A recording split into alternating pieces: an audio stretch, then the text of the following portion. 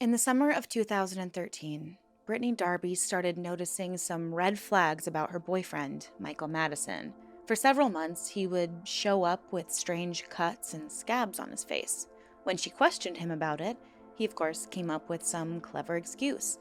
He had broken up a fight between two women, or he had been attacked. But when Brittany started complaining of an intense foul odor in Michael's apartment, his excuses just didn't really add up. He said it was just an animal that had somehow gotten into the apartment and died in the closet. But the harsh reality would hit Brittany a few weeks later, when the bodies of three women were found outside her boyfriend's apartment, and she realized her boyfriend had been hiding a gruesome secret from her. Today, we're going to explore those secrets. It's a time to open a window and let the fresh air in.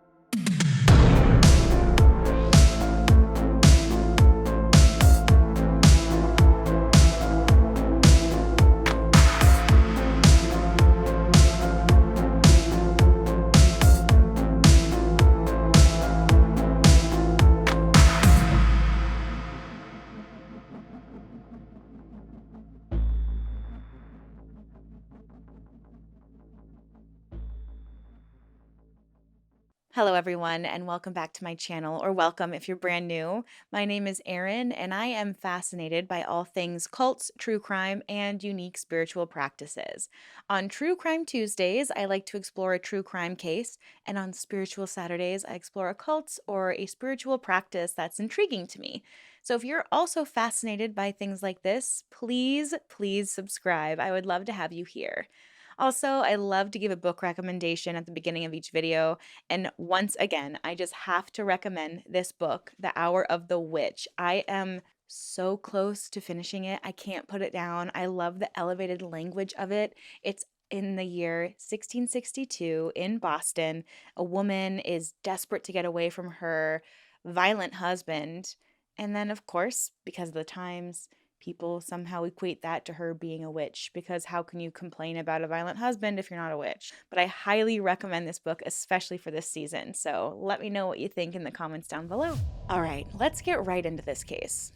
In July 2013, the discovery of three decomposing bodies, all disposed of in similar ways, rattled the city of Cleveland, Ohio.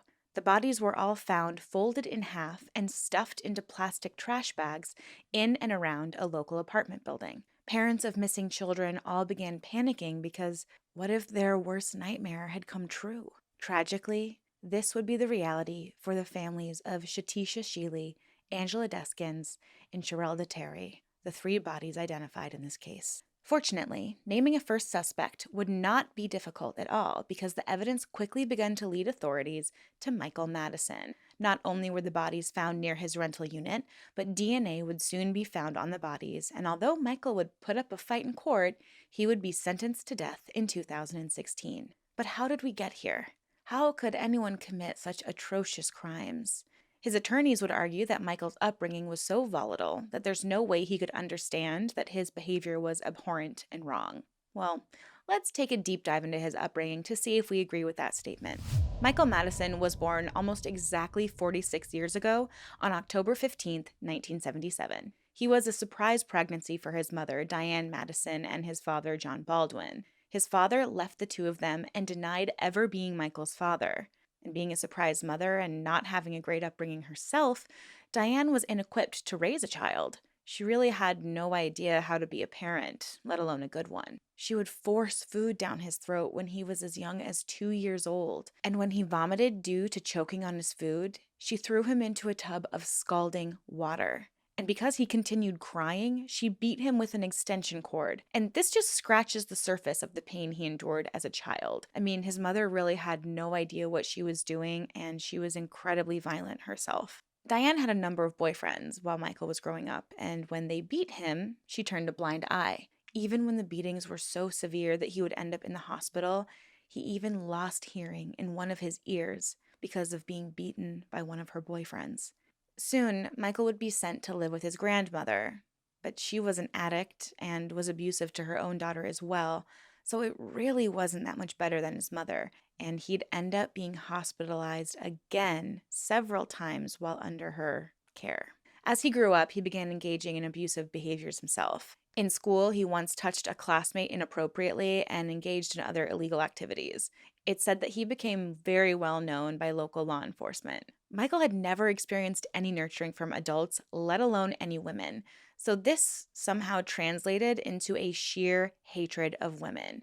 He once told a girlfriend that, and I quote, he hates the female species, unquote. This distinction right here is really interesting to me, and of course, I'm speculating here, but it seems like he's separating men from women. He can't even see women as human anymore. He sees us as a completely different species. So, this leads me to believe that this is why he targeted women the way he did. He didn't even see them as people who deserve to live. He saw them as lesser creatures who could be used and just thrown out like trash. And that's exactly what he ended up doing. In his mid teen years, he left home and wandered around, sleeping wherever he could. He had no real guidance and no real path in life. He just broke laws left and right and was even convicted of RAPE in his 20s. So, as we've seen before in cases like this, it seems like his behavior just started escalating. So, it might not come as a surprise to you that by 35, he would kill 3 women. In September 2012, 28-year-old Shatisha Sheely would unfortunately meet Michael at the Honey-Do Bar. Shatisha was described as joyful, funny, and kind, and she was always able to make you laugh and smile. She got along well with her family and would call her mom to tell her all about a funny movie she was watching, and she was a wonderful mother to her daughter Angel. So when she met Michael on that fateful day, I'm sure she was kind to him, and this was treatment he wasn't used to. They seemed to hit it off, and somehow he was able to lure her back to his apartment. But when she got there, she knew something was off. She even tried to leave, but he was too quick, and he hit her in the face and then choked her to death, which is a rare thing for a killer to do to someone they don't know well. It's an incredibly intimate way to kill someone because you're really close in proximity, and it can take up to 5 minutes for the act to be completed. And that might not sound like a very long time, but when you're literally waiting for someone to breathe their last breath, or you're wondering when you're going to breathe your last breath, I'm sure time just slows down and it feels like forever. I just can't imagine wanting to do that to someone or having it done to me. It sounds so awful and terrifying and painful, and I'm so sad that Shatisha had to endure it. And after that, he folded her body in half, stuffed her into multiple trash bags, and disposed of her body just outside his apartment's garage, which, by the way, was used by several people, so he didn't really do much to cover his tracks. In May 2013, 38-year-old Angela Deskins stopped responding to her father.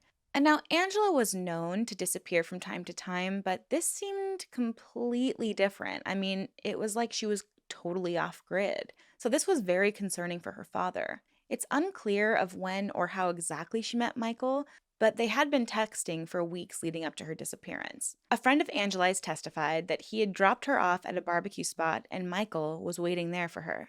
That was the last time she would be seen. Michael did all the same things to Angela as he did to Shatisha, and her body was found in the basement of an abandoned house near his apartment. Angela was described by her family as kind and loving. It seemed that Michael enjoyed targeting women who shared similar character traits. In July 2013, a young girl named Sherelda Terry, only 18 years old at the time, met Michael Mason, who was 35, but he claimed to be 25. They exchanged numbers with the expectation that they would hang out soon. Michael would text Sherelda inviting her over to his house, but she would decline, saying that she didn't trust him like that. She was young, but she was wise. Finally, the day came when they would meet up. They had planned to meet somewhere outside in public, but it began to rain, and like the other women, Michael would be able to lure her back to his apartment. Tragically, Sherelda experienced more violence in her final moments. Michael violated her sexually and violently, and then strangled her with a belt. He used the same method to dispose of her body, but this trash bag that she was discovered in was hidden in the apartment garage jammed between Michael's car and the wall. Her body was the first one to be discovered.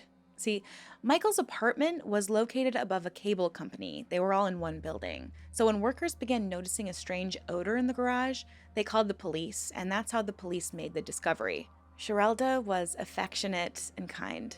She was described as a good girl, and it said that she loved hugs. Her grandmother is even quoted as saying, quote unquote, we used to tease her that we were going to put her on a hug diet. It's just so tragic that these kind, gentle, and nurturing women had to end up as victims to such a deranged, pathetic man. Now, Michael tried to flee the scene, but because there was so much evidence pointing directly to him, including DNA evidence, he was found quickly and arrested for murder. He signed a 4-page confession, and although he confessed, his lawyers still tried to argue that he didn't understand the full scope of what he did. I actually think he fully understood. I think that these acts to these kind women was some kind of strange revenge because he never got to experience that type of love from a woman.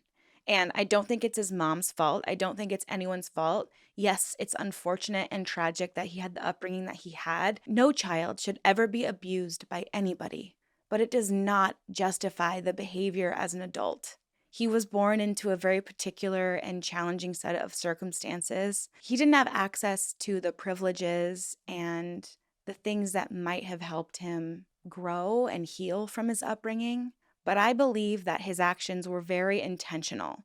And I believe that he chose women who were kind because he was able to lure them, get them to trust him easier. And then he could take out his revenge on them because they were women that he never understood because he'd never seen that example, if that makes sense. But I think it was very intentional, and I don't buy that he didn't understand what he was doing. And the jury agreed because Michael showed absolutely no signs of remorse for his gruesome acts of violence. The jury found him guilty, and he would move on to sentencing. Now, this sentencing is absolutely heartbreaking because the judge, as per usual, heard victim impact statements from the victims' families and loved ones.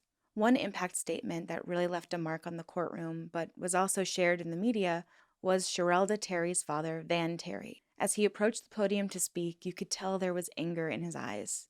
I can't decide if I want to share the video as it's very intense and sad, and I don't know if it's appropriate, so I'll just share what he said. Quote, "Right now, I guess we're supposed to find it in our hearts to forgive this clown," quote. And then he slowly turned and looked at Michael, and suddenly he charged to Michael and launched himself over the table to attack Michael. I mean, this man flew. He was enraged. He was hurt. He was grieving. He was restrained, and then Michael was escorted out of the courtroom. But if you ask me, that's the least of what Michael deserved. This story is so incredibly sad. It's a full depiction of the classic saying, hurt people hurt people. And again, I'm no way justifying what Michael did. I don't think there's any excuse for his actions, no matter how he was treated growing up. But I do believe that women are naturally nurturing for the most part. We might see someone with a life like Michael's and want to help, want to show him that there's good in the world. And since he killed women who are all described as kind and loving, it's evident that he intentionally targeted these women with these traits. And it's so tragic to know that these women just wanted to bring joy into the world and be accepting of other people, but instead that joy was stripped from them and their families. We live in a world where it's so easy to connect with each other, so easy to flirt and make connections and find potential partners. And thanks to online dating, it's just normalized to go to a stranger's home without considering that you being in someone else's space makes you incredibly vulnerable to them. I want to take a moment to implore anyone watching this to please use discretion before going into a stranger's house. You never really know someone's intention. And I never want to instill fear in anyone's mind, especially regarding romance or love. But this was Michael's tactic. He would lure women to his home so that they were in his territory. So it makes me just want to say that if there's any lesson to be learned here, please do not go to a new romantic interest home too soon. Make sure you vet them and get to know them well because you never know who might be hurt enough to hurt you. That's all I have for you today. Thank you so much for watching. I hope you have a great rest of your week and that you're safe out there. Until next time, goodbye.